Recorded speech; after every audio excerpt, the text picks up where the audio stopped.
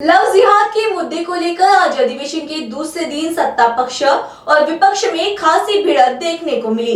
इस वक्त श्रद्धा प्रकरण में जिहाद को ना घसीटने की बात भी कही गई। जितने श्रद्धा के बारे में बात हुई, ये सब देश के तमाम लोग इस बात को मानने को तैयार हैं कि श्रद्धा की जिस तरह से हत्या की गई ना, तो आफ्ताब के 35 नहीं 70 टुकड़े किए जाएं और तुरंत किए जाएं।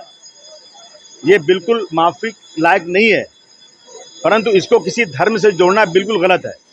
अगर मैं कहूं कि मेरठ के अंदर एक मुस्लिम आदमी था और एक नॉन मुस्लिम हिंदू लेडी थी, उसने टुकड़े किया मुसलमान के और बैग में भर के ले जा रही थी, स्टेशन पे पकड़ी गई वो। तो ये हर धर्म में, हर समय में अच्छे लोग भी हैं, खराब लोग भी हैं, लेकिन इसको लव जिहाद कहकर जिहाद के नाम को ये लोग ज़बरदस्ती बदनाम करने की कोशिश कर रहे हैं और इस देश में मुस्लिम हिंदू के बीच में तनाव पैदा करने की कोशिश की जा रही है।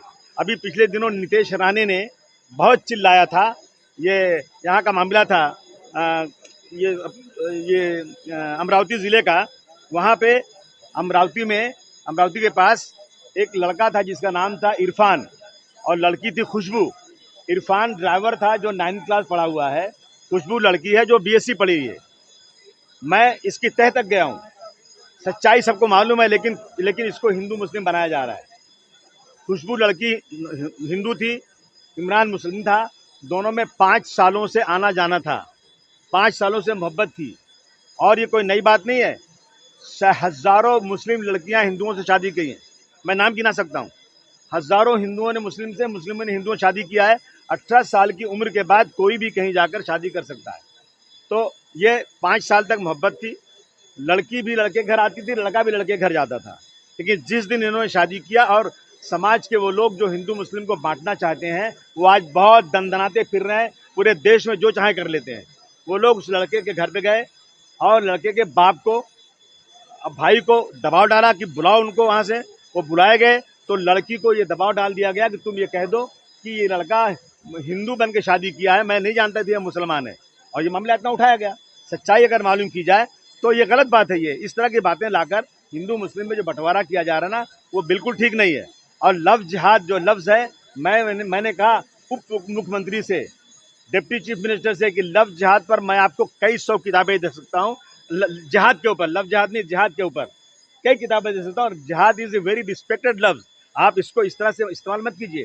पूरे देश में मैं मीडिया से पूछता हूँ कि कौन सा संगठन है या कौन सा मुसलमानों का संगठन है जो चिल्ला कर ये कहता हो आओ हिंदू की लड़कियों से शादी करो, इनको मुसलमान बनाओ। मुझे एक दिखा दो, लेकिन मैं आपको एक नहीं 50 जगह दिखाऊंगा कि एक समुदाय के लोग खुलेआम कहते हैं कि हम 2100 जोड़े मुस्लिम लड़कियों के बेटी बचाओ और बहू लाओ के नाम से मुस्लिम लड़कियों को लाएंगे, उनको हम हिंदू बनाएंगे और जो करेगा उसको 2000 रुपया दें, 2 लाख रुपया देंगे। खुलेआम कह रहे हैं। उसके बाद बदनाम मुसलमानों को किया जा रहा है।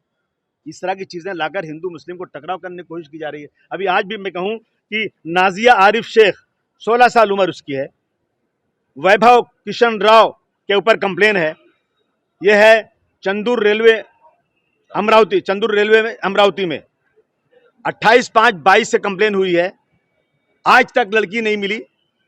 लड़के को लाने के लिए कुछ दबाव नहीं डाला जा रहा है, लेकिन अगर यही लड़की हिंदू होती और लड़का मुस्लिम होता तो लोग जाकर पुलिस स्टेशन में बैठते, लड़के के घर वालों को मारते और एक दिन में हाजिर करा देते। लेकिन आज ये गरीब है और माइनॉरिटी के लोग हैं, बेसहारा हैं। इसकी लड़की को इतने 28/5/22 से आज तक हाजिर नहीं किया जा रहा है। दूसरा मामला सुमैया 15 साल की लड़की, विपिन जायसवाल के ऊपर कंप्लेन है। 14/5/21 से मानखुर्द पुलिस स्टेशन मुंबई में लड़की गायब है और ये कहा जा रहा है, लड़के के घर वाले कहते हैं कि लड़का किसी कंपनी में काम करने गया है। कहते हम किराया देते हैं आपको, लड़के को बुला दो, हमारे खर्चे में बुला दो। अगर लड़का लड़की को नहीं लेकर गया है, जिस दिन से लड़की गायब है उस दिन से लड़का भी गायब है।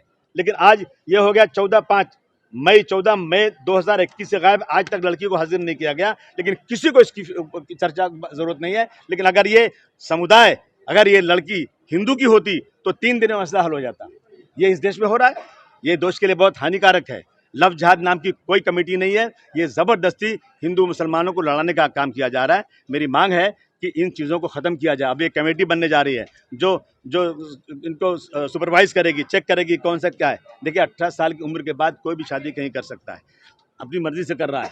जो श्रद्धा का मामला था वो शादी ब्याह का मामला नहीं था, वो लिविंग रिलेशन का मामला था। श्रद्धा बगैर शादी के उनके साथ रहती थी, जो 18 साल की उम्र के बाद अलाउ है कि वो किसी के साथ रह सकता है। तो इसको लव जिहाद कह करके लोगों को दिशा भूल करना और आपस में भाईचारे को ख़त्म करना, मैं समझता हूँ ये इस देश में नफ़रत फैलाकर जो लोग सत्ता में बैठे हैं ना, इसका सहारा लेकर अपने वोट बैंक बढ़ाना चाहते हैं और हिंदू मुस्लिम गंगा जमनी तहजीब को बर्बाद करने की कोशिश कर रहे हैं। और एनसीपी ने ऐलान किया था कि 5% मुसलमानों को रिजर्वेशन नौकरी में दी जाएगी, लेकिन कांग्रेस और एनसीपी सत्ता में रहने के बाद भी नहीं दी।